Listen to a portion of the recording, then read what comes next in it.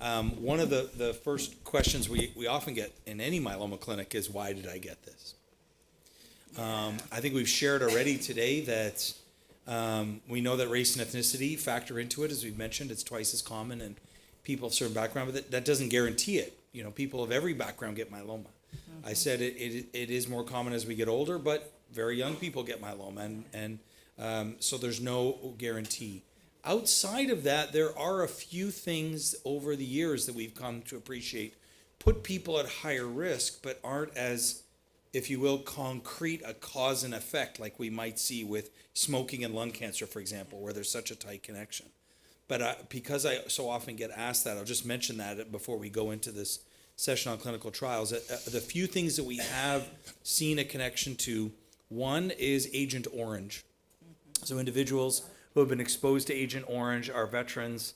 We have detected a connection, and in fact the IMF was very much involved in advocating for patients who have been exposed to Agent Orange to ensure that their full care is covered because of the role they played in the military.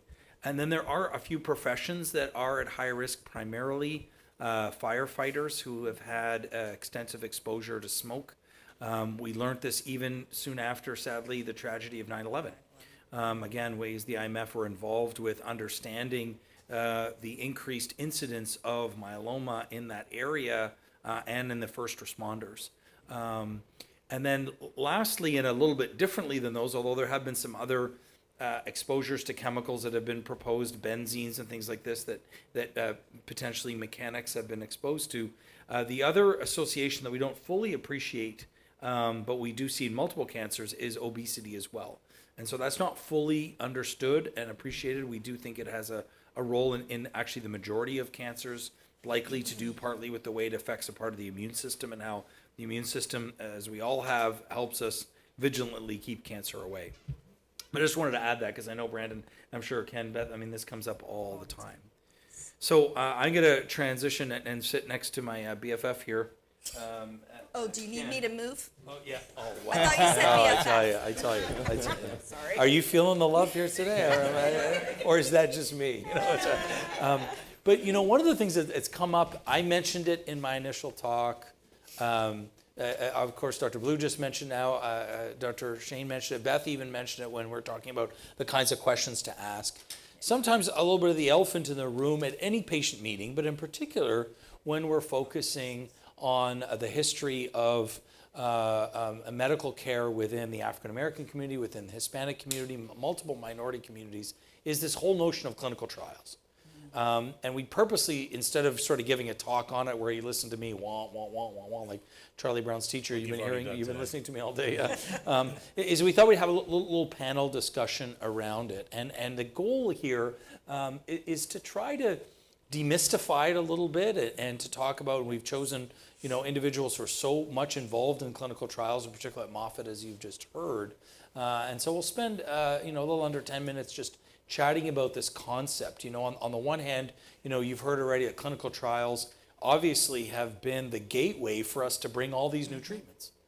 You know, when Ken and I started on myeloma, as we've said, maybe 1 or 2 drugs that we had access to. Now, really over 20 when you count them all up, that we have either access to or about to have access to, and that wouldn't have been possible without clinical trials. And then yet the other side of the argument is that there has been such an abuse of the use of clinical trials, such a lack of trust within the healthcare system, and a very understandable lack of trust. And so hopefully we can just openly discuss some of these issues as we go through it. And maybe I'll start with you, Brandon, when someone comes in and is in your clinic and says, oh, doc, you know, people have been telling me I should come to Moffitt because of clinical trials. What's sort of your initial reaction to that? Yeah, so, you know, I tell people the thing that makes cancer care different than a lot of other different diseases is the involvement in clinical trials. So I'll give you an example. They've been given aspirin to prevent heart attacks for a long time. That has not changed. They've been given cholesterol medicines called statins for a long time. That hasn't changed, right? But the things that we do, literally this Christmas, if they weren't available last Christmas. You know what I mean? And for cancer care, the speed at which things are changing is so different, and we have to attribute that to clinical trials. Things like insulin for diabetes, that's been doing for decades. But cancer care is different because what we're trying to do is we're trying to find a cure, we're trying to advance and make these things better for people.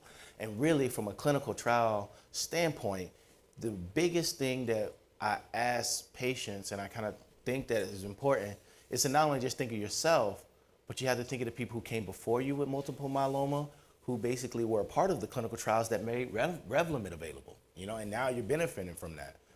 Or CAR T, again, wasn't a thing. There had to be somebody who investigated it to say, this actually works. And so you get to be a part of that legacy, and that's something that continues forever. So I think it's an important part, and I always encourage people to be available for clinical trials. That's fantastic, Brandon. And often, you know, it's true, very much so, that when people participate in clinical trials, they're going to help other people in the future. But what about right now, Ken?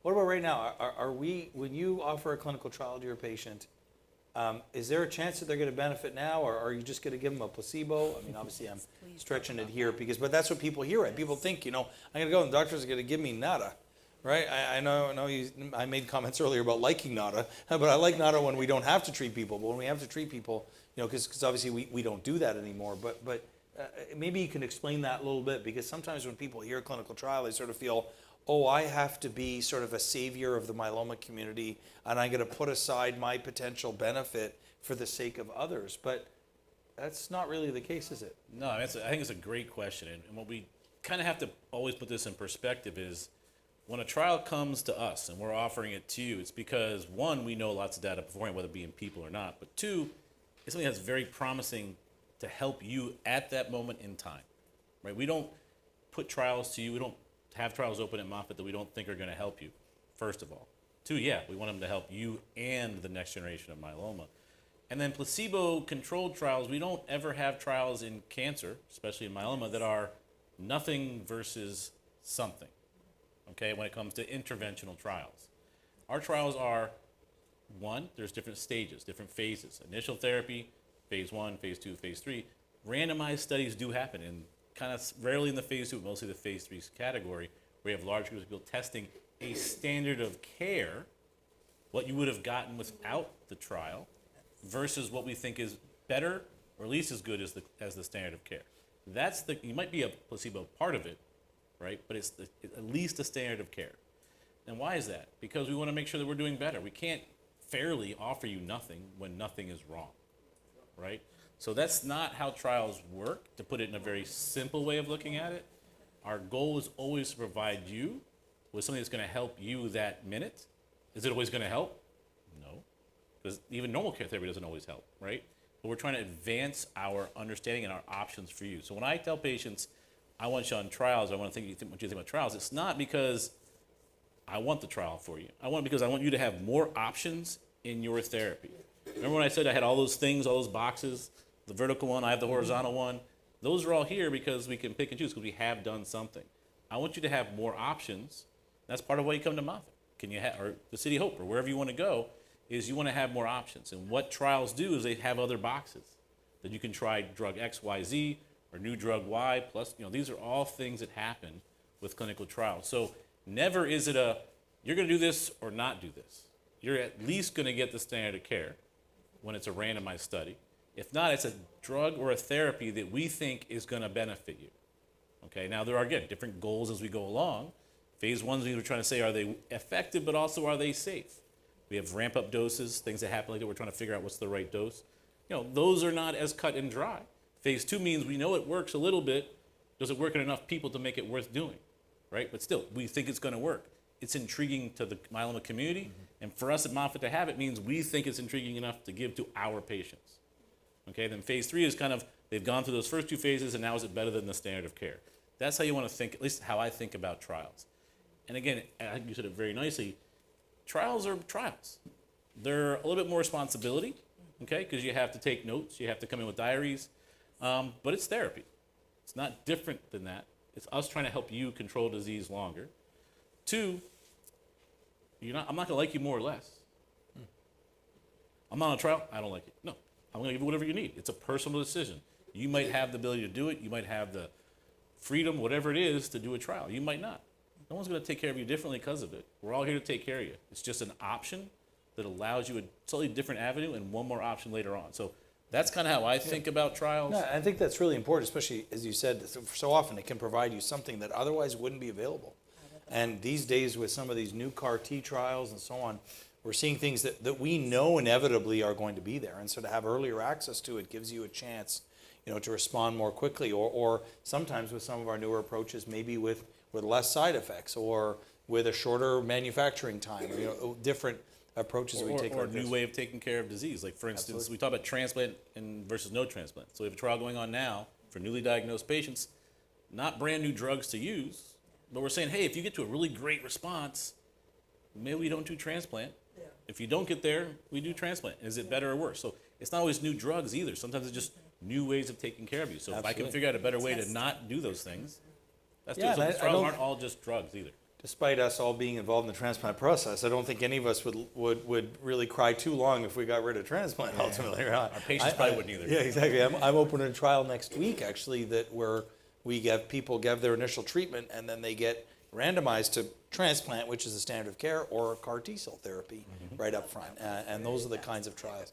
Beth, I'm going to come to you for Yes. this next question, which is, let's talk a little bit about the communication piece of it, because all that we've just said in the last 7 or 8 minutes is hard to compress into every single conversation. And so maybe you can share with us a little bit of just like how important it is to have that open, honest, communication with your healthcare team. And we know in oncology, perhaps more than any field, that when you have the kind of relationship that I've seen some of you already coming up and talking to Dr. Blue and talking to Beth and talking to Dr. Shane, we actually know that it's not just a feel-good thing. That actually improves your outcomes in the long term because you're more willing to share your side effects. You're more willing to be open and honest about how you're feeling. That shared decision-making model that Beth shared earlier is easier, and people are more likely to be on trials. But we know that good communication can improve the outcome of a patient. But how do we make that good communication happen, Beth? And when it comes to trials in particular? Yeah, trials in particular, they go over everything. And a lot of times patients aren't comfortable. First, they're overwhelmed because they talk about, it's good when we give you 3, 4, 5 options and then there's a trial in there. You go home and read it and then you're like, what did they say? Well, that's my job to help figure it out. Is it right for you? And communication is key. I need to know what you're feeling so I can help guide you. Maybe there's a question you wanted to ask, but you were intimidated or, they're in and out. You might not see them as much. That's what we help, but the only way I can help is by discussing this. And I also wanted to say, with Moffitt, we were a part of like the panelists getting approved. We have carfilzomib in trials. Some of you guys might know these medications. So research is huge, but might not be right for everybody at that time. That doesn't mean once you say no to, let's talk about the advanced trial, I think that's what you're referring to, the upfront trial. We're not really testing the drugs, we're testing responses. But maybe at that time's not a good time for you. There'll be other trials. Feel free to get educated on it. We have some patients who walk in with, no, I want this trial right here. So be educated, but talk to us. That's the only way we can help it. And that's why I specifically said that word guinea pig. I hate it. You're not a guinea pig. You have options. You speak to us. If the clinical trial, for whatever reason, doesn't work out for you, talk to us. Let's see if we can modify something to help you. But you can always, at any time, which obviously we don't want this, you can come off trial. It's okay. If it's not working for you, that's a given that you're coming off. So it's not like you sign up for trial and no matter what's going on, you're staying on that trial. Whatever side effect you're staying on it, yes. And you will do it. No, at any time, you always have the option to come off, but we'd like to talk to you first, figure out why. But if you say no with one trial, that doesn't mean no trial forever. So just talk to us. That's the biggest thing. Informed consent. It's not a contract. Yes, we make you, the informed consent can be a little overwhelming. We give you 20 pages to read, and I always say read it, but write down your questions. We have coordinators, we have nurses, we can all help you through it. And I think that's a great way to end this, just that importance. Dr. Blue and I and a few others have just written a paper. We were talking about how is it that we can enhance this care, and part of it is communication. And part of it, just as Beth said, writing those questions, But remember, it may also involve you wanting to bring someone with you to those discussions. Yeah. I know there was a period of time during the pandemic, it was particularly hard. I know, I'm not sure it was the same at Moffitt, but we had a Yes. time in our center where, They wouldn't you know, allow only at very visitors. certain times could we bring someone else in. But, you know, very often in all patients potentially, of course, but in certain backgrounds in particular, people may really want someone with them. You know, I'm not going to feel comfortable making this decision unless, you know, my Uncle Bill is with me, or my partner's with me, or, you know, and we've been in situations where sometimes they want their pastor involved or their Native American chief involved. That happened recently to me in Arizona, where someone wanted to engage their leadership to make sure that they were comfortable with it. And then that's, the onus is on us to have an open, inviting atmosphere, but also on the patient to make sure that that is involved. Sometimes people have used the phrase culturally competent care or culturally sensitive care, a lot of different words that people have used, but it's more a function of us going back to what my dad said that day I got accepted to med school. Remember, 2 ears, 1 mouth. The importance of us listening to our patients, making them feel welcome. You know, it's about you. It's not about us. Sometimes we talk about clinical trials. People say, oh, I guess I'm entering the Moffitt Cancer machine of trials. It's not really that. That machine, if you will, has been built to serve you and to help you through that journey. So thank you very much. I just appreciate the three of you so much. We'll have time for some Q&A. You probably want to make another comment, don't you? Is that Nope. Oh, okay. I was going to let you finish this one. Okay. This is your show. And we'll have time for some Q&A after our final segment here. So thank you very much, the three of you.